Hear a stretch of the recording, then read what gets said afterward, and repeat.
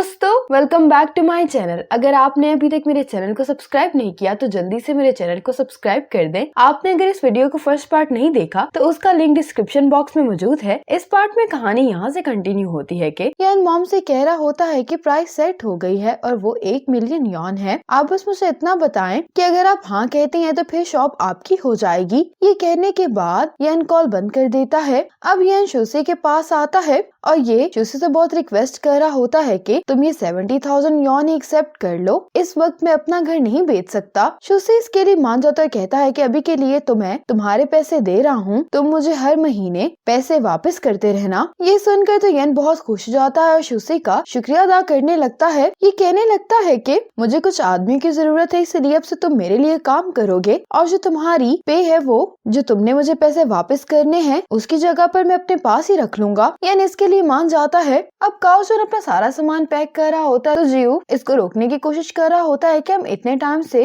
जो पैसा स्पेंड कर रहे थे वो तो जाया हो जाएगा। तो काउजन कहते हैं कि तुम फिक्र नहीं करो, जितना भी इस केस पर हमारा खर्चा आया वो भी मैं पूरा करूंगा और मैं डिपॉजिट भी डबल करके कंपनी को वापस कर दूंगा। लेकिन इसके बावजूद भी जियो काउजन को जाने से रोक रहा होता है। तो काउजन कहता है कि मुझे यहाँ पर रुकने की वजह चाहिए। तो जियो कहता है कि असल में मैंने 2 लाख यॉन का डिपॉजिट लिया था। ये बात सुनकर तो काउजन हैरान हो जाता है, कहने लगता है कि मैं तुम्हें अपने बड़े भाइयों की तरह समझता हूँ, तो तुम मुझसे इतनी बड़ी बात कैसे छुपा सकते हो। तो जियो कहने लगता है कि ये तो मैंने हम सबके फायदे के लिए किया था। ये सुनकर काउजन कहता है कि मैं जितने पैसे दे सकता हूँ मैं दे दूंगा, लेकिन बाकी का बंदोबस्त तुम खुद ही करोगे। ये कहकर काउजन चला जाता है। अब जैन अपना काम कर रही होती, मैनेजर इसके पास आकर कहने लगता है कि तुम्हें फ्रंट हॉल में आने के लिए कहा था तो तुम क्यों नहीं आ रही हो। जैन कहती है कि मैं तो सिर्फ एक डिश वॉशर हूँ और यही मेरा काम है। मैनेजर कहता है कि या तो तुम वेट्रेस का यूनिफॉर्म पहनकर नीचे आओगी वरना तुम ये जॉब छोड़कर जा सकती हो, चॉइस तुम्हारे हाथ में है। ये कहने के बाद मैनेजर चला जाता है।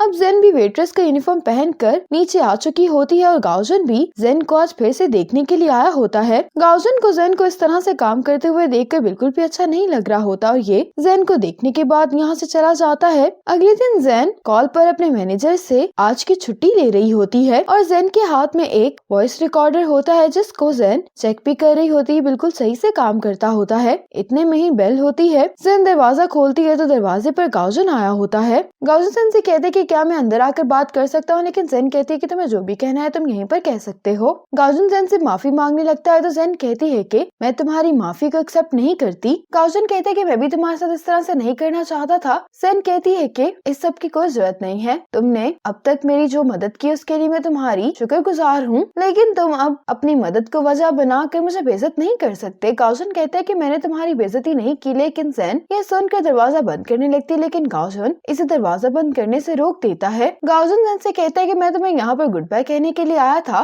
मैंने बहुत सोचा है अगर हम यूं ही इस तरह से मिलते रहे तो एंड में हम दोनों को ही कोई फायदा नहीं होगा, इसीलिए मैं इस रिश्ते को यहीं पर खत्म करता हूँ। मैं जाने से पहले तुम्हारे लिए एक नया लॉयर ढूंढ दूंगा। जेन कहती है कि मैं अपने लिए एक नया लॉयर ढूंढ सकती हूँ, तुम्हें ऐसा करने की जरूरत नहीं है। और जेन गाउजन को गुड बाय कहकर दरवाजा बंद कर लेती है। अब जेन दरवाजे पर खड़ी होकर ही नोट करती है कि गाउजन चला गया। जैसे ही गाउजन चला जाता है तो ये भी बाहर आ जाती है। इसके बाद जेन बैंक आती है और गाउजन भी जेन का पीछा करते हुए बैंक आ गया होता है। अब बैंक के अंदर आकर गाउजन जेन के साथ आकर बैठ जाता है। अब जेन गाउजन को यहाँ पर देखकर कहने लगती है कि तुम यहाँ पर क्या कर रहे हो। गाउजन कहते कि तुम यहाँ पर क्यों आई हो। जेन कहती है कि इस बात का तुमसे कोई भी ताल्लुक नहीं है। तो गाउजन कहते कि फिर तुम्हारा भी मेरा यहाँ पर आने से कोई ताल्लुक नहीं है। जेन ये जवाब सुनकर इसको कुछ भी नहीं कहती। अब यहाँ पर एक और आदमी दिखाया जाता है जो कि इन दोनों का पीछा कर रहा होता है और ये बैंक के बाहर ही खड़ा होता है। अब जेन यहाँ पर एक आदमी को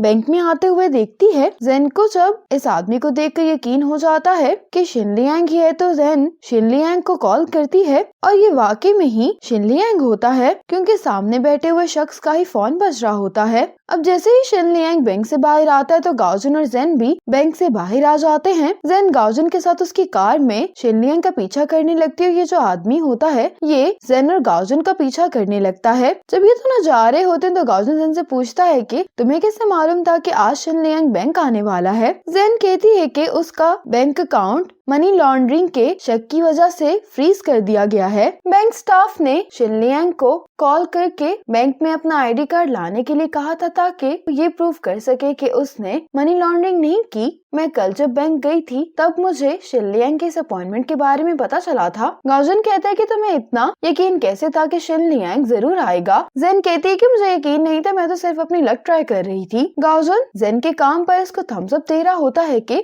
इसने तो काफी यूजफुल इंफॉर्मेशन हासिल कर ली है। अब शिन लियांग अपनी फैक्ट्री आ जाता है और शिन लियांग को फैक्ट्री में कुछ ही देर का काम होता है तो ये फौरन ही दोबारा से अपनी कार में आकर बैठ जाता है। अब जेन और गाओजन शिन लियांग की कार में आकर बैठ जाते हैं। शिन लियांग तो ये देखकर बहुत हैरान हो रहा होता है और इनसे पूछता है कि आखिर तुम लोग कौन हो। गाओजन कहते हैं कि तुम्हें इतना नर्वस होने की जरूरत नहीं है। तो शिन लियांग इनको अपनी कार से जाने के लिए कह रहा होता है और इनको पुलिस की भी धमकी दे रहा होता है। ये जो सारी बातें होती हैं वो ये दूसरा आदमी अपनी कार में बैठकर सुन रहा होता है। जेन शिन लियांग से कहती है कि क्या तुम यूनिंग को जानते हो। इस सवाल के बाद ये तीनों इसी स्टॉल पर बैठ जाते हैं। जेन शिन लियांग से कह रही होती है कि यूनिंग ने जो पैसे बोरो किए थे उसमें से 13 मिलियन यॉन तुम्हारे अकाउंट में ट्रांसफर हुए थे। तो शिन लियांग कहता है कि मैंने तुम्हें बताया तो है कि वो पैसे उस सामान के थे जो उसने मुझसे खरीदा था और इस बात का मुझसे कोई भी ताल्लुक नहीं है कि उसने पैसे कहीं से बोरो किए थे या नहीं किए थे। जेन कहती है कि अगर उसने तुमसे कोई सामान खरीदा था तो फिर उसका एग्रीमेंट या रसीद कहाँ पर है। शिन लियांग कहते कि मुझे तुम्हें सबूत दिखाने की आखिर जरूरत ही क्या है,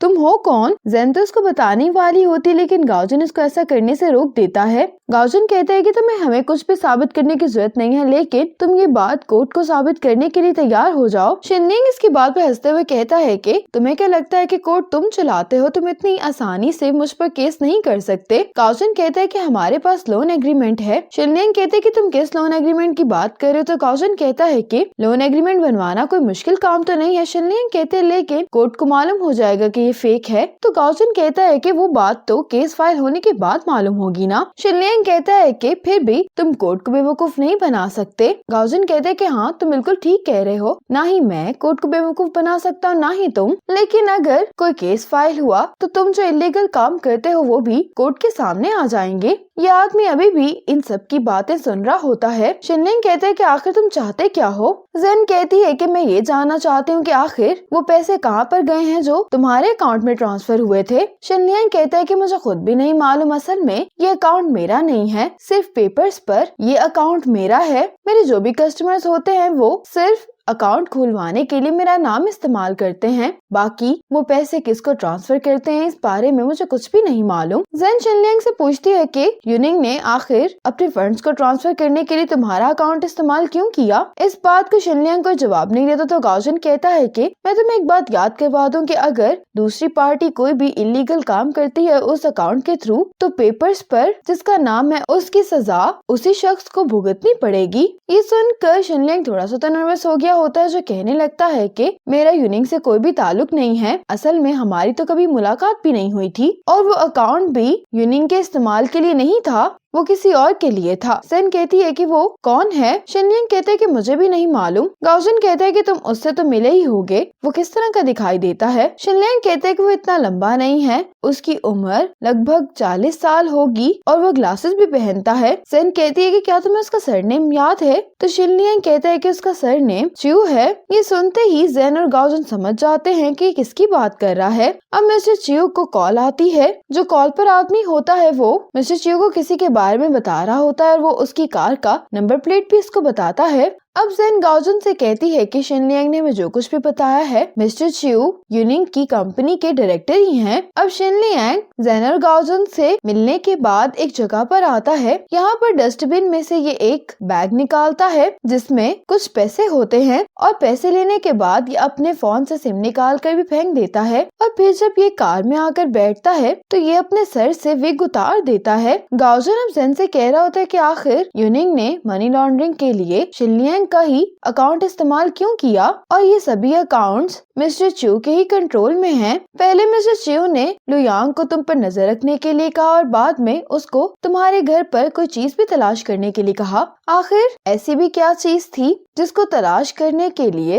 लुयांग को तुम्हारे घर पर आना पड़ा। जेन कहती है कि यकीनन कोई ऐसी चीज होगी जो वो नहीं चाहता कि कोई दूसरा देखे। गाओजन कहता है कि तुम ठीक कह रही हो। गाओजन कहता है लेकिन एक पॉइंट ये भी है कि अगर यूनिंग इन सब अकाउंट्स को जो कि मिस्टर च्यू के कंट्रोल में थे को बहुत कॉन्फिडेंटली इस्तेमाल कर रहा था तो इसका मतलब ये है कि यूनिंग के हाथ में कोई ऐसी चीज थी जिसको वो मिस्टर च्यू के खिलाफ इस्तेमाल कर सकता था। जेन कहती है कि अब चूंकि मिस्टर च्यू के कंट्रोल में ही ये सब अकाउंट्स हैं, तो लुयांग मेरे घर पर जो भी तलाश करने आया था उसका अकाउंट से कोई भी लेना देना नहीं हो सकता। काओजन कहता है कि हाँ तुम ठीक कह रही हो, लेकिन क्या तुम्हें लगता है कि शिनलियांग ने जो कुछ भी कहा है उस पर एतबार किया जा सकता है? सन इस बात का कोई जवाब नहीं देती तो गाओजन से पूछता है कि आखिर तुम अचानक से शिनलियांग को क्यों तलाश कर रही थी? सन कहती कि उस दिन तुमने एक बार ठीक की थी कि या तो मुझे पैसे तलाश करने होंगे या सबूत। अगर मैं इस मेस से निकलना चाहती हूँ तो मुझे इनमें से कोई एक चीज तो तलाश करनी होगी। ये कहकर जैन अब यहाँ से जाने लगती है, लेकिन गाओजन सन का हाथ पकड़ लेता है। सन इसे कहती है कि तुम क्या कर रहे हो, तुम मेरा हाथ छोड़ दो,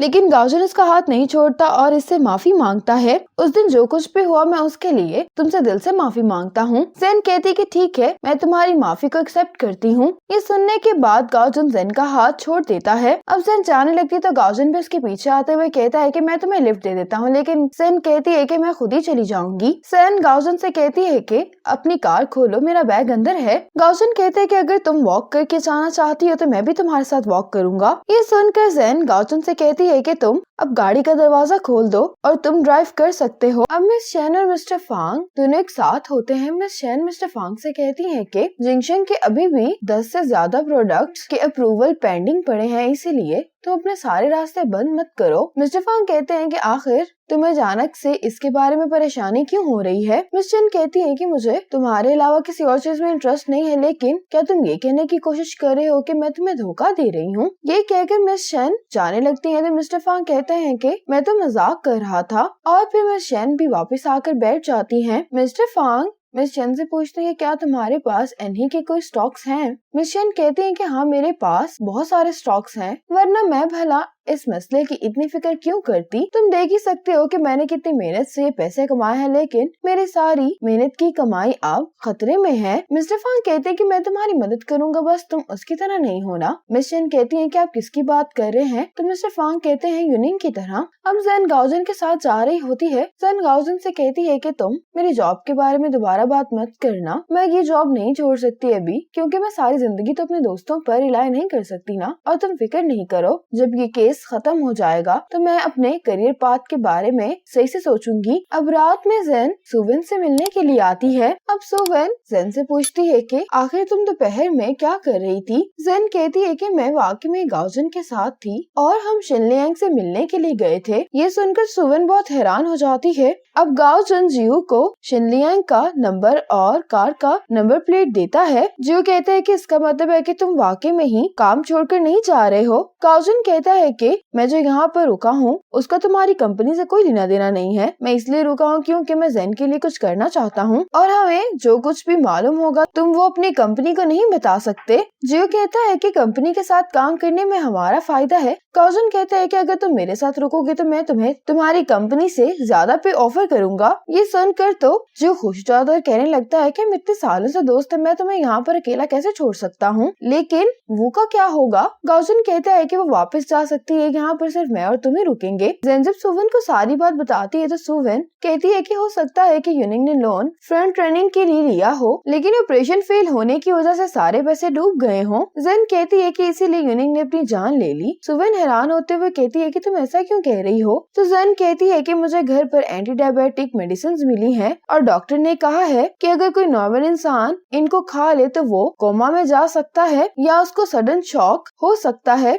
ये बात एक्सीडेंट से बहुत रिलेट करती है, क्योंकि यूनिंग की कार्स की ब्रेक फेल्स नहीं हुई थी, बल्कि उसने अपना होश खो दिया था, इसीलिए उसका इतना बुरा एक्सीडेंट हुआ। सुवेन कहती कि बहुत अजीब है, अगर उसको खुदकुशी करनी ही थी तो वो अपनी कंपनी की बिल्डिंग से भी तो छलांग लगा सकता था। इसी तरह ही तो उसकी इंडस्ट्री में काम करने वाले लोग अपनी जान देते हैं। जैन कहती है कि यूनिंग एक प्राउड इंसान था, इसीलिए वो ये बात लोगों को नहीं बताना चाहता था कि उसने अपनी जान खुद ली है। सुवेन कहती है कि केस खत्म होने के साथ तुम मेरे साथ गोंगजाओ चलो। जैन कहती कि तुम ये क्यों कह रही हो? सुवेन कहती है कि चलो मैं किसी और बारे में पूछ लेती हूँ। आखिर गाओजन जैसा बिजी लॉयर तुम्हारे साथ शिनलियांग को ढूंढने के लिए क्यों गया था? जैन सुवेन को बता दी कि 2 दिन पहले गाओजन ने मुझे फोर्सफुली किस की। ये बात सुनकर तो सुवेन बहुत ज्यादा हैरान होती है और उससे पूछने लगती है कि फिर क्या हुआ? जैन कहती कि फिर क्या होना था, मैंने उसके चेहरे पर थप्पड़ मार दिया। सुवेन कहती है कि इस सब के बाद भी तुम लोग शिनलियांग को ढूंढने गए, तुम दोनों वाकई में काफी इंटरेस्टिंग हो। जैन कहती है कि गाओजन एक बहुत ही कॉम्प्लिकेटेड इंसान है, जिसको मैं तो समझ नहीं पा रही। सुवेन अब जेन से कहने लगती है कि मुझे इस तरह का लॉयल इंसान कब मिलेगा? इतना टाइम गुजरने के बाद भी गाओजन तुम्हें पसंद करता है। जेन तो सोफे पर आकर बैठ जाती है। सुवेन भी इसके पास आकर कहने लगती है कि क्या तुम भी गाओजन को पसंद करती हो? जेन कहती है कि अभी मैं बहुत बड़े कर्जे में हूँ, इसीलिए मैं किसी को भी इस बोझ का हिस्सा नहीं बनाना चाहती। सुवेन कहती है कि जब तक तुम दोनों की शादी नहीं होगी तब तक ये वाला कोई मसला नहीं होगा, लेकिन रिलेशनशिप में तो कोई प्रॉब्लम नहीं है और वैसे भी करंट सिचुएशन में गाओजन तुम्हारे लिए सबसे ज्यादा सूटेबल है। लेकिन जेन सुवेन को चुप करने के लिए कह रही होती है। अब जियो गाओजन के पास यही नंबर लेकर आता है, कहता है कि ये नंबर गेस करो किसका है। गाओजन कहते हैं कि वोंग दाली का। जियो कहते हैं कि हाँ, और ये कार भी उसी की थी जिसका उस दिन तुम लोगों ने पीछा किया। जियो कहता है कि यही कार उस दिन तुम लोगों का पीछा कर रही थी। गाओजन कहता है कि मैं ही केयरलेस था। इसको याद आता है कि जब ये लोग फर्स्ट टाइम फैक्ट्री गए थे तब भी गाओजन ने इस कार को यहाँ से गुजरते हुए देखा था। गाओजन कहता है कि हमें सबसे पहले वोंग दाली को ढूंढना होगा। अब ऑफिस में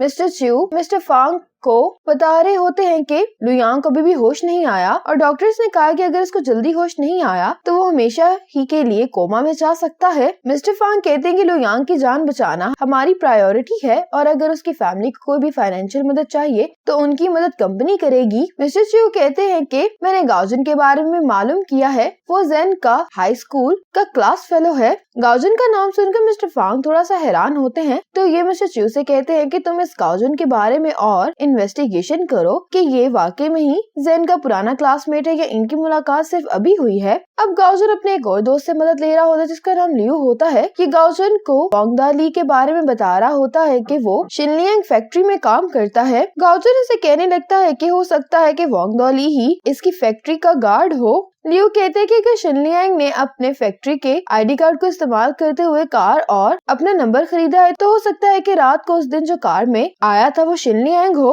गाओजन कहता है कि जिससे हमारी मुलाकात हुई थी और जो शिनलियांग है वो दो अलग लोग हैं। गाओजन कहते हैं कि हाँ, ऐसा मुमकिन हो सकता है। लियू कहता है कि अब चूंकि तुम्हारी मुलाकात फेक शिनलियांग से हुई है तो क्या मुझे उसकी कार को और इन्वेस्टिगेट करना चाहिए। गाओजन कहते हैं कि हाँ। अब घर पर सुवेन जेन के बाल काट रही होती है। सुवेन जेन को एक न्यू लिपस्टिक भी गिफ्ट करती है और ये दोनों ही ऐसे एक दूसरे के साथ काफी एंजॉय कर रही होती हैं। अब इतने में बेल होती है और यहाँ पर जेन से मिलने के लिए मिस्टर च्यू आए होते हैं। मिस्टर च्यू जेन से कहता है कि यूनिंग हमारी कंपनी का एक बहुत ही अहम मेंबर था और मिस्टर फांग तो यूनिंग की डेथ की वजह से काफी अपसेट हैं। वो तो खुद तुमसे आज मिलने के लिए आना चाहते थे लेकिन अचानक ही मीटिंग आ गई, इसलिए उनकी जगह मैं आ गया हूँ। जेन मिस्टर च्यू का आने के लिए शुक्रिया करती है। मिस्टर च्यू जेन से कहते हैं कि मुझे तुमसे एक और बात भी करनी है। ये सुनकर सुवेन इन दोनों को अकेला छोड़कर चली जाती है। सुवेन के जाने के बाद मिस्टर च्यू जेन से कहते हैं कि ये सामान मैं तुम्हारे स्टोर रूम में रख देता हूँ। तो जेन कहती है कि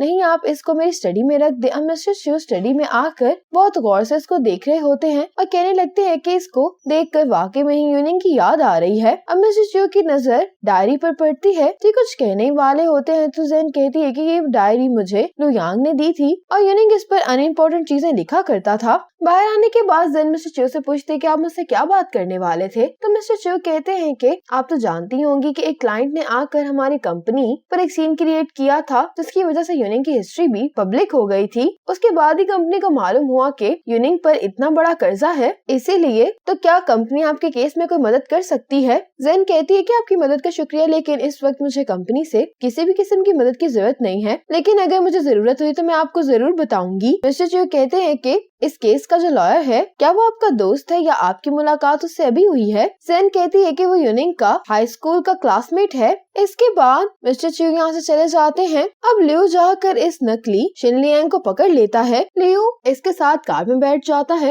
लियू जब इससे सवाल पूछने लगता है तो ये कहने लगता है कि मैं शिनलियांग नहीं हूँ बल्कि मेरा नाम तो जांग शाओबाओ है और अगर तुम्हें यकीन नहीं आ रहा है तो मैं तुम्हें अपना आईडी कार्ड दिखा देता हूँ। आईडी कार्ड देखने के बाद लियू को इस पर यकीन आ जाता है। ये पूछने लगता है कि तुम्हें शिनलियांग बनने के लिए किसने कहा था। अब गाओजन भी इन दोनों की बातें सुन रहा होता है। जांग शाओ तो कह रहा होता है कि मुझे कुछ नहीं मालूम है। तो लियू इसका जोर से हाथ पकड़ कर इसे पूछने लगता है। इसको काफी दर्द हो रही होती तो जांग शाओ कहता है कि किसी ने ऑनलाइन गिग पोस्ट की थी, मेरी तो सारी बात उससे कॉल पर ही हुई थी, मेरी उससे मुलाकात नहीं हुई। गाओजन अब लियू से कहता है कि तुम इससे ये पूछो कि इसके पास शिनलियांग का फोन क्यों है। अब लियू जब इससे ये सवाल पूछता है तो जांग शाओ कहता है कि ये फोन तो मेरा है, बल्कि वो सिम कार्ड मुझे किसी लेडी के जरिए पहुंचाया गया था और उसने मुझसे कहा था कि जब काम हो जाएगा तो तुम इसको फेंक देना। अब सुवन भी यूनिंग की इस नोटबुक को पढ़ रही होती है। जेन इसको बताती है कि मिस्टर चू इस नोटबुक को पढ़ना चाहता था लेकिन मैंने इसको रोक दिया, लेकिन इसमें कोई भी इम्पोर्टेंट बात नहीं है, मैंने इस नोटबुक को अच्छी तरह से चेक किया है। सुवन कहती है कि हो सकता है कि इसमें कोई इतनी इम्पोर्टेंट बात नहीं हो, लेकिन जब इसको दूसरे डाटा के साथ चेक किया जाएगा तो हो सकता है कि कोई जानकारी हासिल हो जाए, इसीलिए मैं इसको अपने साथ लेकर जा रही हूँ। जेन कहती कि ठीक है। सुवन जेन से कहती है कि तुम मुझे अपने केस की कॉपी दे दो, तुम मुझे अपने बैंक स्टेटमेंट की भी कॉपी दे दो। तो जेन कहती है कि वो गाओजन के पास है, मेरे पास सिर्फ एक ही कॉपी है। जेन अब गाओजन को कॉल करके बैंक स्टेटमेंट के बारे में पूछती है। गाओजन कहते हैं कि अभी तो मैं बाहर हूँ इसलिए मेरे पास वो अभी नहीं है, जब मैं फ्री होऊंगा तो मैं तुम्हें बैंक स्टेटमेंट डिलीवर कर दूंगा। जेन कहती कि इसकी कोई जरूरत नहीं है, तुम होटल कब आ रहे हो, मैं तुमसे खुद ही आकर ले लूंगी। गाओजन कहते हैं कि शायद मैं आज रात वापस आ जाऊँ। जेन कहती कि ठीक है, फिर मैं तुमसे आज रात आकर ले लूंगी। ये कहकर ये कॉल बंद कर देती है। अगली सुबह जेन को गाओजन की कॉल आती है जिससे पूछता है कि क्या तुम घर पर हो। तो जेन कहती कि नहीं, मैं अभी पुलिस स्टेशन से वापस आई हूँ। गाओजन कहते हैं कि क्यों, क्या हुआ। तो जेन इसको बताती है कि मुझे डिटेक्टिव चेन की कॉल आई थी और मैं पुलिस स्टेशन यूनिंग का की पाउच लेने के लिए आई थी जो उनको लुयांग की कार से मिला है। गाओजन कहते हैं कि इसमें हैरानगी वाली कोई बात नहीं, हमें तो पहले ही लुयांग पर शक था। जेन कहती है कि क्या तुम बैंक स्टेटमेंट रेस्टोरेंट ला सकते हो। गाओजन ये सुनकर सोच में पड़ जाता है क्योंकि ये अभी बोट पर होता है। गाओजन कहता है कि मैं तुम्हारे पास खुद बैंक स्टेटमेंट लेकर आऊंगा क्योंकि मुझे तुमसे एक बात भी करनी है। जो कहता है कि पहले तुमने मुझसे कहा कि तुम्हें जल्द से जल्द ड्रोन चाहिए, अब जब मैं ले आया हूँ तो तुम कहाँ पर जा रहे हो। गाओजन कहता है कि कुछ देर में लियो यहाँ पर आ जाएगा, तुम उसको सिखा देना कि इसको किस तरह से चलाना है। गाओजन बैंक स्टेटमेंट टेबल से उठाता है, जियो से कहता है कि एक बात याद रखना, लियो के सामने तुम जेन का जिक्र नहीं करना। ये कहकर गाओजन चला जाता है। जियो कहते है कि मैंने कब जेन के बारे में किसी और को बताया है। मिस्टर फांग और शू बैठकर बात कर रहे होते हैं। मिस्टर चू कहने लगते हैं कि सुवन मिस्टर शू की एक कैपेबल असिस्टेंट है और इंस्पेक्शन टीम में उसकी बात भी मानी जाती है। अगर उसकी कोई गलत इंटेंशंस हुई तो हम अपने आप को नहीं बचा पाएंगे। मिस्टर फांग कहते हैं कि ये सब सोचने से कुछ नहीं होगा, हमें अपने एक्शंस पर ध्यान देना चाहिए। मिस्टर चू कहते हैं कि आपका कहने का मतलब ये है कि हमें सुवन को इन्वेस्टिगेट करना चाहिए कि आखिर उसके पास हमारे खिलाफ कौन सी जानकारी है। मिस्टर फांग कहते हैं कि हाँ ऐसा ही। मिस्टर फांग कहते हैं कि अपने आप को बचाने का यही बेहतरीन तरीका है। अब चूंकि हम इस बात को लेकर परेशान हैं कि अगर उसने इंस्पेक्शन जारी रखी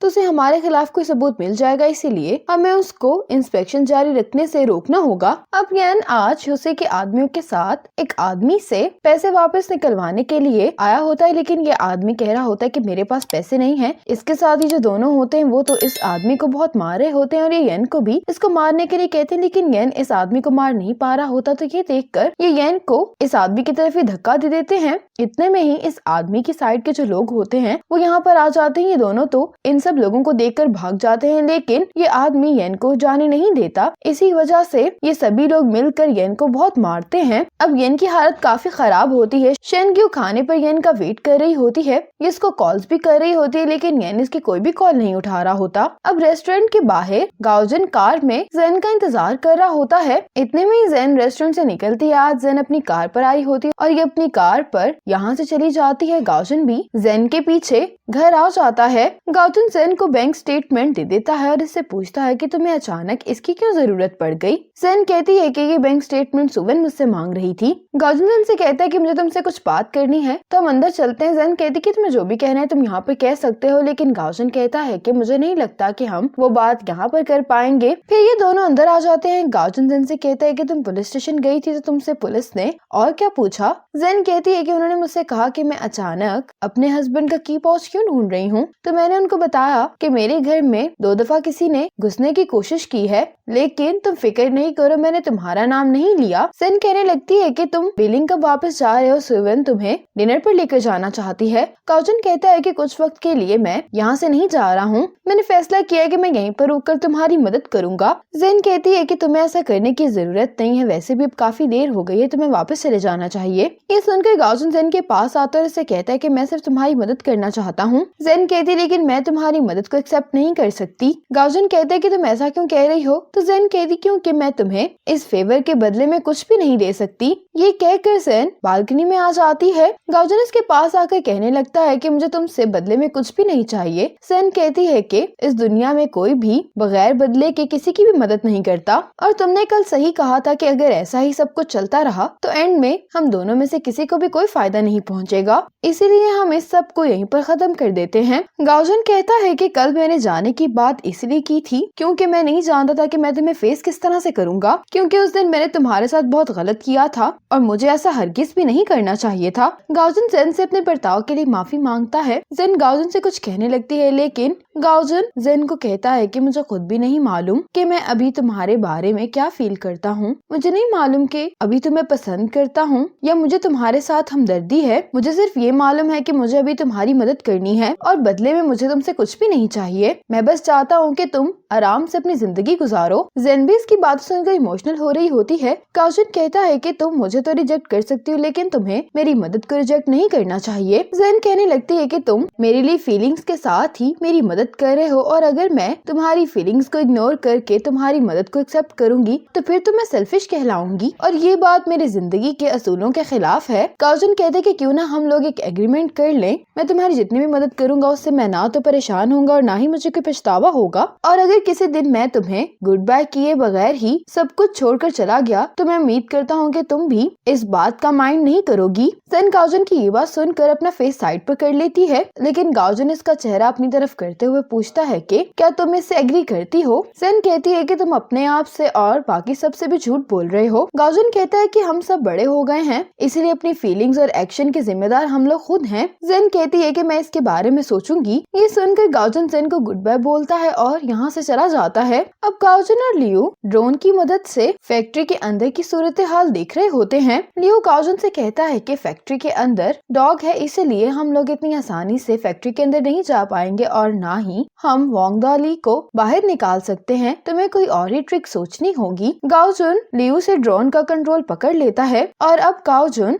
ड्रोन को फैक्ट्री के अंदर लैंड करवा देता है। इस ड्रोन को देखकर डॉग भी भौंकने लगता है। वांगदाली डॉग को चुप करवाने के लिए अपने रूम से बाहर आता है तो ये यहाँ पर जब ड्रोन को पड़े हुए देखता है तो ये इसको उठा लेता है। वांगदाली ड्रोन को अपने रूम में ले आता है। इतने में गाओजन फैक्ट्री का दरवाजा खटखटाता है। वांगदाली इससे पूछता है कि तुम यहाँ पर क्या कर रहे हो? गाओजन कहता है कि हम ग्लोबल पोजीशनिंग सिस्टम के लिए डाटा कलेक्ट कर रहे हैं लेकिन जब हम इस इलाके के मैप को देख रहे थे तो मेरे ड्रोन की बैटरी खत्म हो गई जिसके कारण वो फैक्ट्री में आ गिरा है। लेकिन वांगदाली कहता है कि मुझे तो कोई भी ड्रोन नहीं मिला। गाओजन इसको बहुत मनाने की कोशिश करता है लेकिन ये तो कोई रिस्पॉन्स नहीं कर रहा होता और अब गाओजन इसको कुछ पैसे देते हुए कहता है कि इतनी देर रात तक भी काम करना आसान नहीं है। वांगदाली गाओजन से पैसे लेकर कहता है कि तुम यहीं पर इंतजार करो, मैं तुम्हारा ड्रोन ढूंढने में मदद करता हूँ। कुछ देर बाद वांगदाली गाओजन की ड्रोन को लेकर आ जाता है। गाओजन ड्रोन लेकर इसका शुक्रिया अदा करता है और साथ ही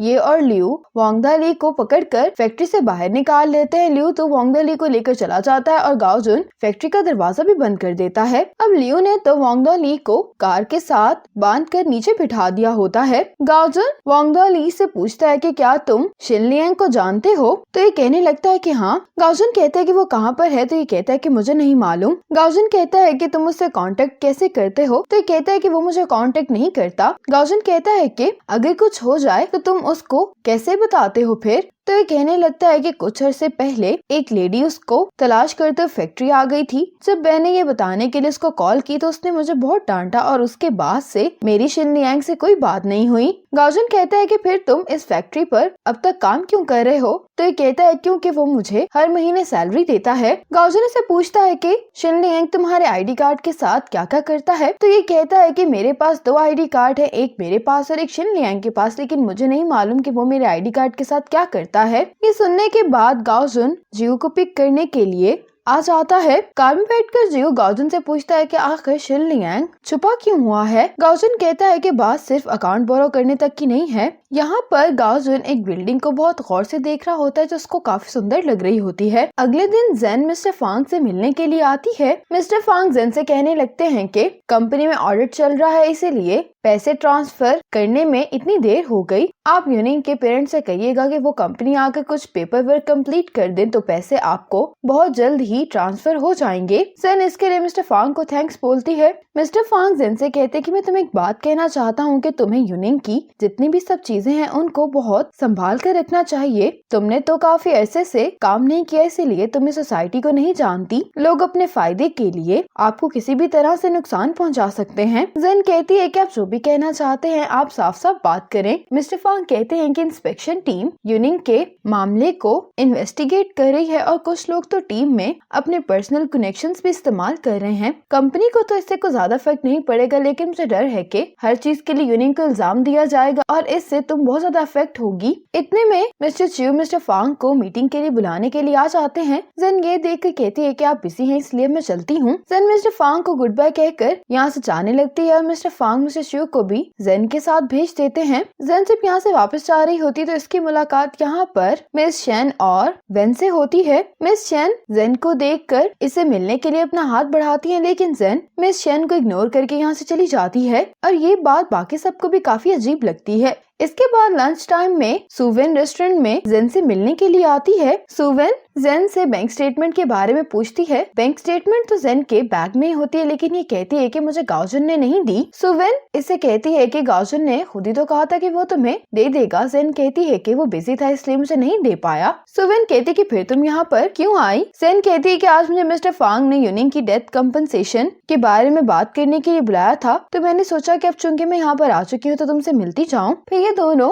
लंच करने लगती हैं। सुवेन इसे कहने लगती है कि तुमने मुझे बताया था कि तुमने यूनिंग की कॉल हिस्ट्री प्रिंट करवाई है, तो तुम मुझे भी एक कॉपी दे देना। जेन सुवेन से पूछती है कि क्या इंस्पेक्शन टीम को मालूम हो गया है कि यूनिंग के साथ क्या हुआ था। सुवेन इस बात का जवाब नहीं देती तो जेन कहती है कि फ्रंट रनिंग के अलावा यूनिंग ने और कौन से क्राइम्स किए हैं। सुवेन इससे यही बात कहने लगी होती है कि मैं तुम्हें अपने काम से रिलेटेड कुछ नहीं बता सकती, तो जेन इसके बात काटते हुए कहती है कि तुम इस रूल की वजह से मुझे तो कुछ नहीं बता सकती। तुम अपनी इंस्पेक्शन के लिए मुझसे तो सारी इन्फॉर्मेशन ले सकती हो, लेकिन मुझे कुछ नहीं बता सकती। ये बात सुनकर तो सुवेन बहुत हैरान होती है। सुवेन कहती है कि तुम्हें मालूम भी है कि तुम क्या बात कर रही हो? क्या तुम वाकई में ही जो भी तुमसे बाकी सब कहेंगे उन बातों पर यकीन कर लोगी? यूनिंग ने तुम्हें इतने साल घर रखा है, क्या इस वजह से तुम इतनी बेवकूफ हो गई हो? तुम अपना दिमाग इस्तेमाल नहीं कर सकती? तुमने तो वैसे भी इतने सालों से काम नहीं किया, इसलिए तुम नहीं जानती कि जो भी बाकी सब कहते हैं उसके पीछे उनका कोई मकसद जरूर होता है। इन सब बातों से जेन बहुत ज्यादा हर्ट हो जाती है, कहने लगती है कि तुम सही कह रही हो, मैंने कभी काम नहीं किया, मैं बहुत यूजलेस हूँ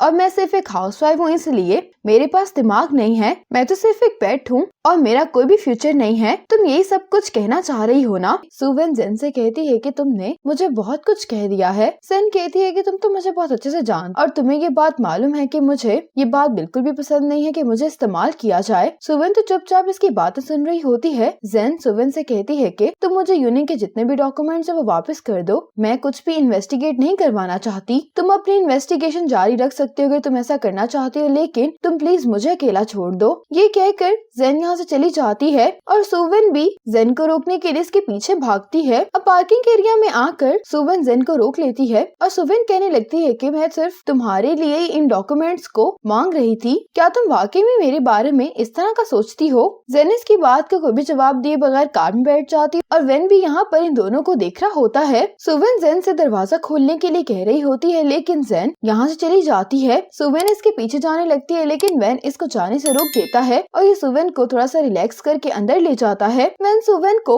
एक खाली रूम में ले आता है। वेन इसे पूछ लगता है कि आखिर तुम दोनों के दरमियान क्या हुआ है? तुम जेन से किस बात पर बहस कर रही थी? सुवेन जेन की बातों से बहुत ज्यादा हर्ट हो गई होती है और कहने लगती है कि जेन ने किसी की बातों पर यकीन कर लिया और उसको लग रहा है कि मैं यूनिंग की इंफॉर्मेशन अपनी इंस्पेक्शन के लिए इस्तेमाल कर रही थी। वेन कहने लगता है कि जेन इस तरह की बात कैसे कर सकती है कि उसको दिखाई नहीं देता कि तुम उसका कितना साथ दे रही हो। सुवेन इस बात का कोई भी जवाब नहीं देती तो वेन कहता है कि अगर जेन तुम्हारे बारे में यही सोचती है तो तुम्हें उससे दोस्ती खत्म कर देनी चाहिए। ये बात सुनकर सुवेन इसको चुप करने के लिए कहती है। अब ये दोनों टेबल पर आकर बैठ जाते हैं। सुवेन कहती है कि मैं जेन की टेक केयर करके खुश हूँ। वेन कहता है कि तुम हमेशा से ही जेन की मदद कर रही हो, लेकिन बदले में तुम्हें क्या मिला? सुवेन ये बात सुनकर रोने लगती है, कहती है कि तुम मुझसे ये पूछ रहे कि उसने मुझे क्या दिया है? उसने मुझे अपनी किडनी दी है। ये बात सुनकर तो वेन बहुत ज्यादा हैरान होता है। सुवेन कहती है कि जब मैं अब्रॉड किडनी ट्रांसप्लांट करवाने के लिए गई थी तो जेन मेरे साथ थी। सुवेन रोते हुए कहती है कि मुझे तो यही समझ में नहीं आता कि आखिर मैं जेन को पे बैक कैसे करूं। सुवेन कहती है कि उसको लगा कि मुझे इस बारे में कभी भी मालूम नहीं होगा। अपने इसी चोट को छुपाने के लिए सर्जरी के 5 दिन बाद ही वो मुझसे मिलने के लिए भी आई। तब तो वो ठीक से चल भी नहीं पा रही थी। यन सुवेन को टिश्यू देते हुए कहता है कि तुम रोना बंद करो। जेन भी जाते हुए मिस्टर फांग की बातों को ही सोच रही होती है। अब सुवेन अपनी हालत ठीक कर कर इस रूम से निकलती है और ये अपनी टीम के पास जाते हुए गाउजन से बात कर रही होती। यहाँ पर मिस्टर च्यू भी आ जाते हैं। सुवेन मिस्टर च्यू को हेलो बोलकर आगे चली जाती है। इसके बाद मिस्टर च्यू मिस्टर फांग से मिलने के लिए आते हैं और कहते हैं कि सुवेन मुझे प्रोवोक करने की कोशिश कर रही है। तो मिस्टर फांग कहते हैं कि सुवेन फिर इस सब को मुश्किल तरीके से करना चाह रही है। अगले दिन गाउजन जेन के पास आता है और कहता है कि मुझे सुवेन ने बताया है कि तुम्हें इस कैफे का रेड वेलवेट केक बहुत पसंद है और खास तौर पर तब जब तुम अपसेट होती हो। और यहाँ के बारे में भी मुझे सुवेन ने ही बताया था और सुवेन ने मुझे बताया था कि अगर तुम घर पर नहीं होगी तो तुम यहाँ पर मिलोगी मुझे।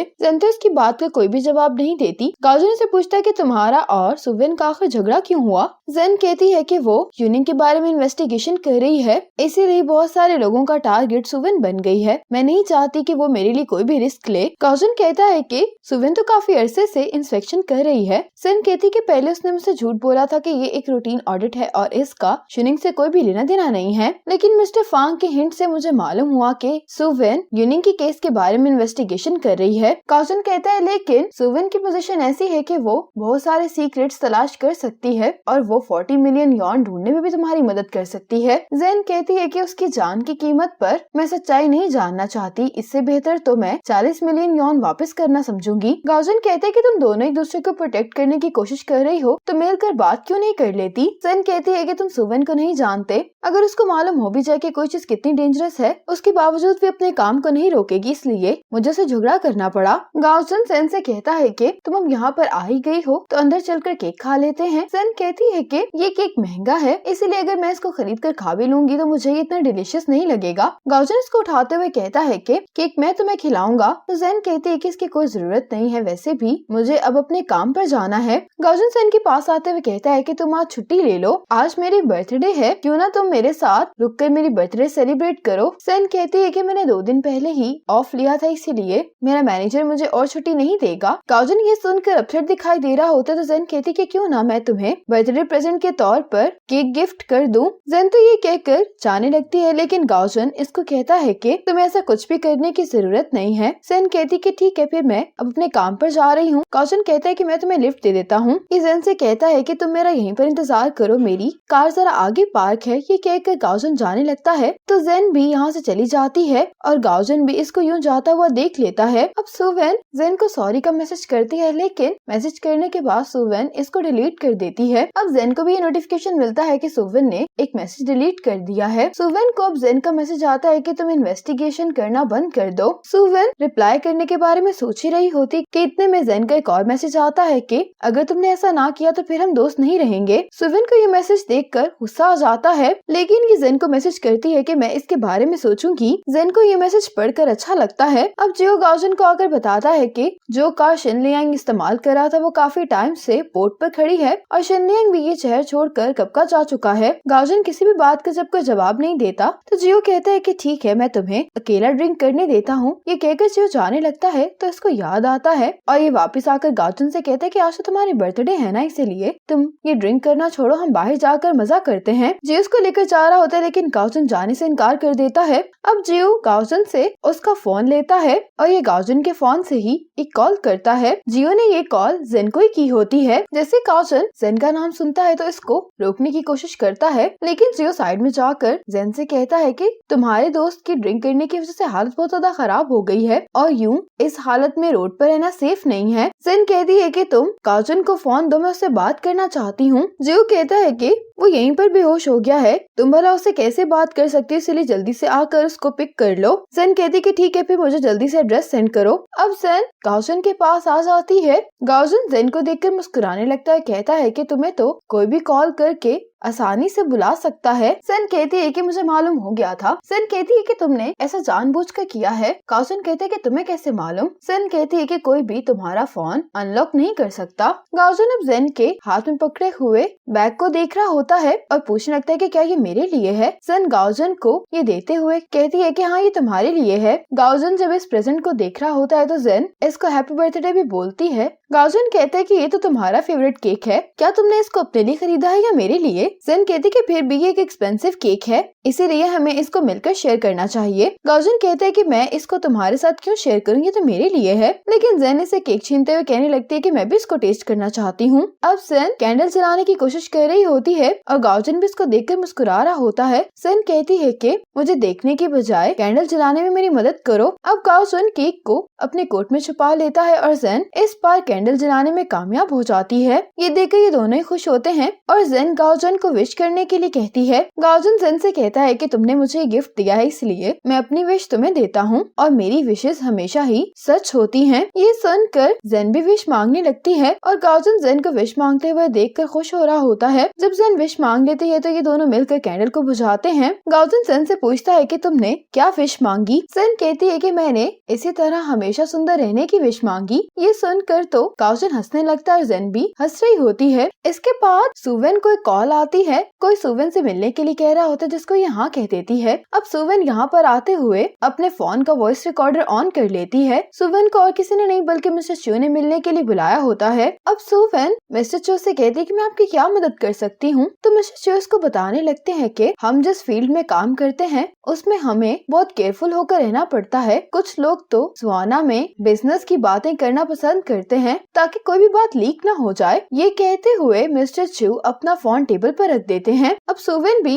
वॉइस रिकॉर्डिंग बंद करके फोन टेबल पर रख देती है। मिस्टर चू सुवेन से कहते हैं कि तुम्हें कितने पैसे चाहिए। सुवेन कहती है कि किस चीज के लिए। मिस्टर चू कहते हैं कि तुम्हें रोकने के लिए। सुवेन कहती है कि 40 मिलियन यॉन, क्या तुम मुझे दे सकते हो। अब यहाँ पर दिखाया जाता है कि एक आदमी टेबल पर कैमरा के साथ बैठा होता है। मिस्टर चू कहते हैं कि तुम मजाक कर रही हो ना। सुवेन कहती है कि आपको मेरे पर वक्त जाया करने की कोई जरूरत नहीं है और ना ही मुझे इस तरह से बाहर बुलाने की जरूरत है, वरना इन्वेस्टिगेशन आगे कैसे बढ़ेगी। और इस कैमरा से सुवेन की रिकॉर्डिंग की जा रही होती है। सुवेन मिस्टर चू से कहती है कि आपको मेरी दोस्त को भी परेशान करने की कोई जरूरत नहीं है। ये कहकर सुवेन यहाँ से चली जाती है। अब गाओजन सुवेन को केक खाता हुआ देख रहा होता है तो जेन कहती है कि मैं जानती हूँ कि ये केक काफी नहीं है। तो गाओजन भी हंसते हुए कहता है लेकिन ये एक्सपेंसिव है। ये सुनकर जेन भी हंसने लगती है। गाओजन जेन से कहता है कि मैं तुम्हें एक जगह पर लेकर जाना चाहता हूँ। जेन कहती है कि ठीक है, लेकिन तुमने भी ड्रिंक की है इसलिए मैं ड्राइव करती हूँ। जेन जब ड्राइविंग सीट पर आकर बैठने लगी होती है तो गाओजन कार से निकलकर जेन के काफी करीब आ जाता है। गाओजन जेन को किस करने वाला होता है लेकिन जेन इसको ऐसा करने से रोक देती है। फिर ये दोनों कार में बैठकर चले जाते हैं। इसके बाद गाओजन जेन को एक पुरानी फैक्ट्री में ले आता है। यहाँ पर एक दीवार होती है जिस पर गाओजन ने बचपन से अपनी हाइट मेजर की होती है। जेन तो इस हाइट स्केल को देखकर ज्यादा हैरान हो रही होती है और कहती है कि तुम्हारी हाइट बचपन से ही काफी अच्छी थी। गाओजन जेन को बताता है कि जब मैं 5 साल का था तब मेरी मॉम की डेथ हो गई थी। मैं अपने डैड के साथ इस फैक्ट्री में एज अ गार्ड काम करने के लिए आया करता था, लेकिन मेरे डैड को जुआ खेलना बहुत पसंद था और जब मेरे डैड एक दफा गेम शुरू कर लेते थे तो फिर उन्हें कोई नहीं रोक पाता था। इसीलिए मुझे बहुत मुश्किल से ही खाना मिलता था और अगर मुझे अच्छे से डाइट मिलती तो क्या पता आज मैं 2 सेंटीमीटर और लंबा होता। जेन गाओजन की इस बात पर हंसने लगती है। अब गाओजन जेन को एक पत्थर देते हुए कहता है कि मेरी हाइट रिकॉर्ड करने में मेरी मदद करो। अब गाओजन इस दीवार के साथ जाकर खड़ा हो जाता है और जेन भी इस दीवार पर निशान लगा देती है और अब गाओजन जेन को यहाँ पर खड़ा करके इसकी हाइट भी रिकॉर्ड करने लगता है। ये दोनों यहाँ पर बहुत ही ज्यादा खुश दिखाई दे रहे होते हैं। आज मिस्टर शू ने सभी को मीटिंग के लिए बुलाया होता है। मिस्टर शू कहते हैं कि हमारी इंस्पेक्शन एक सेंसिटिव पॉइंट पर पहुंच चुकी है, इसीलिए तुम सबको प्रोटेक्ट करना मेरा फर्ज है। जिनकी इंस्पेक्शन की जा रही है उनके साथ आप में से कोई भी गैर जरूरी मुलाकात नहीं करेगा और अगर आप सब में से किसी को भी कोई काम में या पर्सनल लाइफ में कोई मसला है तो आप वो मुझे बताएंगे। अब गाओचन काम कर रहा होता जियो से आकर पूछता है कि तुम किस चीज में इतना बिजी हो। तो गाओचन कहता है कि मैं कुछ प्रिपरेशंस कर रहा हूँ ताकि जेन की हियरिंग लेट हो जाए और हमें इन्वेस्टिगेशन करने का मौका मिले। इतने में ही गाओचन को शाओलिंग की कॉल आती है। गाओचन इस कॉल को सुनते ही यहाँ से फौरन चला जाता है। अब गाओचन यी के स्कूल आ जाता है जहाँ पर इसकी मॉम बैठकर रो रही होती है क्योंकि यी गायब हो गई होती है। गाओचन पूछता है कि आखिर हुआ क्या है। ये बताने लगती है कि सुबह मुझे काम पर जल्दी जाना था। यी ने मुझसे कहा कि मैं उसको स्कूल के पास शॉप पर ही उतार दूं। उसे वहाँ से कुछ नोटबुक्स भी लेनी थी, लेकिन मुझे क्या मालूम था कि यी स्कूल आएगी ही नहीं। गाओचन पूछने लगता है कि कहीं स्कूल में तो कल कुछ नहीं हुआ था। तो इसकी टीचर भी बताने लगती है कि मैंने क्लास में पूछा यी की किसी से भी लड़ाई नहीं हुई थी। अब यी की मम्मी कहने लगती है कि कल रात यी लैपटॉप लेने पर जिद कर रही थी। मैंने जब उसको समझाया तो वो मान गई थी और उसने मुझसे अपने बर्ताव के लिए माफी भी मांगी थी। और गाओचन से कहती है कि ये सब तुम्हारी वजह से हुआ है। अगर तुम उससे लैपटॉप की बात नहीं करते तो वो भी मुझसे जिद नहीं करती। गाओचन इससे कहता है कि अब तुम बस कर दो। अब गाओचन यी की प्रिंसिपल से कहता है कि आप सीसीटीवी फुटेज चेक करें और हम पुलिस में भी इसके बारे में रिपोर्ट करते हैं। असल में यी की मॉम नहीं होती बल्कि उसकी आंट होती है। जब ये दोनों बाहर आते हैं तो गाओचन इससे पूछने लगता है कि तुम लास्ट टाइम यी से उसकी मॉम के साथ कैसे मिलने गई थी। तो ये कहने लगती कि हम बस पर गए थे, लेकिन ये जगह तो काफी दूर है, यी अकेले वहाँ पर कैसे जा सकती है। गाओचन इससे कहता है कि तुम जाकर बस स्टेशन में उसको तलाश करो और मैं जेल में जाकर यी को तलाश करने की कोशिश करता हूँ। ये कहकर गाओचन चला जाता है। जैसे ही गाओचन यहाँ पर पहुँचता है तो इसको यी की आंट की कॉल आ जाती है जो उसको बता रही होती है कि यी बस लेकर यहीं पर आई है। गाओचन अब इस पुलिस ऑफिसर से पूछता है कि क्या यहाँ पर कोई छोटी बच्ची आई है। तो ये कहता है कि नहीं। गाओचन देखता है कि यहाँ पर कैमरा लगा हुआ है। तो ये पुलिस ऑफिसर से कहता है कि क्या आप एंट्रेंस की फुटेज चेक कर सकते हैं। एक बच्ची गुम गई है और उसकी मॉम अंदर जेल में है। हो सकता है कि वो अपनी मॉम से मिलने के लिए आई हो। तो ये कहने लगता है कि हम आपको सीसीटीवी फुटेज चेक नहीं करवा सकते और अगर वो बच्ची गुम गई है तो आपको पहले जाकर पुलिस को इन्फॉर्म करना चाहिए। गाओचन अब यी की आंट से कहता है कि तुम पुलिस स्टेशन जाकर उनसे कहो कि वो प्रिजन की सिक्योरिटी फुटेज चेक करें। कॉल बंद करने के बाद गाओचन इसी एरिया में यी को तलाश करने लगता है। अब घर पर सुवेन आती है। सुवेन जेन से कहती है कि तुम जीत गई, मैंने मिस्टर शू से कह दिया है वो मेरा काम किसी और को ट्रांसफर कर दें। ये सुनकर जेन बहुत खुश होती है और सुवेन को घर के अंदर ले आती है। अब गाओचन जब यी को तलाश कर रहा होता है तो यहाँ पर यी खुद ही गाओचन को आवाज दे देती है। गाओचन जब मुड़कर देखता है तो यी यहाँ पर छुपकर बैठी होती है। यी गाओचन के पास आ जाती है। गाओचन इससे पूछता है कि तुम यहाँ पर क्यों छुपी हुई थी। यी कहती कि मैं यहाँ पर अपनी मॉम से मिलने के लिए आई थी, लेकिन मैं डर रही थी कि वो भी मुझे मॉम के साथ अंदर बंद कर देंगे। इसके बाद गाओचन यी को लेकर इसके घर पर आ जाता है और यहाँ पर शेनग्यू की मॉम गाओचन को देख लेती है। शेनग्यू की मॉम अंदर आकर इसको बताती है कि सामने जो लेडी रहती है तुम्हें मालूम है कि उसका बॉयफ्रेंड कौन है। तो शेनग्यू पूछती है कि कौन। इसकी मॉम कहने लगती है कि वही लॉयर जो जेन के साथ होता है। ये सुनकर शेनग्यू काफी हैरान होती है। दूसरी तरफ घर पर जेन सुवेन से कहती है कि तुमने अचानक मेरे लिए फोन क्यों खरीद लिया। सुवेन कहती है कि तुमसे सॉरी कहने के लिए। जेन जब अपने न्यू फोन को देख रही होती है तो ये सुवेन से कहती है कि अगर मैं नया फोन इस्तेमाल करूंगी तो वो लोग वाकई में ही समझेंगे कि मेरे पास 40 मिलियन यॉन है। सुवेन कहती है कि अगर तुम अपना पुराना फोन भी इस्तेमाल करोगी तब भी वो तुम पर यकीन नहीं करेंगे। सुवेन अब जेन से गाओचन के बारे में जब सवाल पूछती है तो जेन इससे कहने लगती है कि मैं बहुत मुश्किल में हूँ, मुझे कुछ समझ नहीं आ रहा। सुवेन कहती है कि तुमने खुद ही अपने लिए मुश्किल खड़ी की हुई है, मुझे भी गाओचन पर कोई इतराज नहीं है, वो भी तुम्हारी मदद करना चाहता है। जेन कहती है लेकिन मैं नहीं चाहती कि मैं उसे कोई भी फेवर्स दूं। सुवेन कहती है कि हम जो सोसाइटी में रहते हैं उसमें किसी से फेवर्स लिए बगैर रहना नामुमकिन है। जेन कहती है कि ठीक है तुम अपने नूडल्स खाओ वरना वो ठंडे हो जाएंगे। इसके बाद मिस्टर फांग मिस शेन के साथ ड्रिंक कर रहे होते हैं। मिस्टर फांग को यहाँ पर किसी की कॉल आती है जो यहीं पर आने के लिए कह रहे होते हैं। मिस शेन तो मिस्टर फांग को गुड बाय कहकर यहाँ से आ जाती हैं। अभी यहाँ से जाते हुए किसी से फोन पर बात करते हुए कह रही होती है कि जब एनही के स्टॉक्स फिर से ट्रेडिंग में वापस आ जाएंगे और जिनजिंग भी अपने प्राइस को बढ़ा देगा तो तब हम भाग जाएंगे, इसलिए तुम भी तैयार रहो। इतने में यहाँ पर एक आदमी आ जाता है और मिस शेन कॉल बंद करने के बाद इसकी पिक्चर लेने लगती हैं। रात में गाओचन जेन को कॉल करता है और कहता है कि आज का दिन बहुत थका देने वाला था और मुझे तुम्हारी याद आ रही है। ये सुनकर तो जेन चुप हो जाती है। गाओचन जेन से कहता है कि अगर किसी दिन मैंने कुछ बुरा किया और तुम्हें डिसअपॉइंट कर दिया तो क्या तुम मुझसे नफरत करोगी। जेन कहती है कि तुमने मुझे कहा था कि इन सब चीजों को मुझे मुझे वक्त पर छोड़ देना चाहिए और कहती है कि मैं तुम्हें इल्जाम नहीं दूंगी।